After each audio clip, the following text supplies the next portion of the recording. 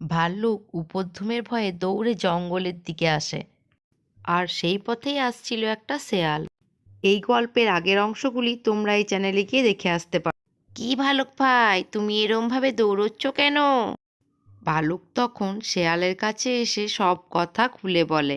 ভালুক ভাই, তুমি কি আমাকে ওই জায়গাটায় আর একবার নিয়ে যেতে পারবে? অগত্যা ভালুক তাকে সেই জায়গায় নিয়ে যায়। তোমরা যারা আমার এই ভিডিওটি দেখছো তারা প্লিজ এই চ্যানেলটি সাবস্ক্রাইব করে দাও।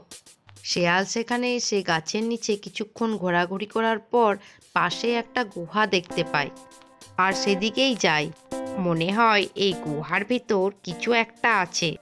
চোর সেখানে চুপ করে বসে থাকে। শেয়াল তার লেজটা ঢুকিয়ে জানার চেষ্টা করে ভেতরে কি আছে।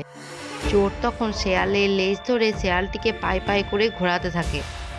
আরে বাবারে, আরে বাবারে, আরে বাবারে! শেয়াল লটপট করতে করতে জঙ্গলের দিকে পালায়।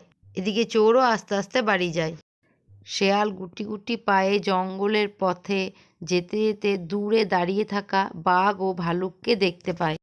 সেখানে এসে শেয়াল তাদের বলে, এটা কোনো সন্ধ্যামায় বা উপদ্রব নয়, এটা হচ্ছে ঘূর্ণন চক্র। আমায় যা ঘুরিয়েছে না! এইসব কথাবার্তা আলোচনা করতে করতে তারা তিনজনে মিলে নিজেদের বাসায় ফিরে যায়।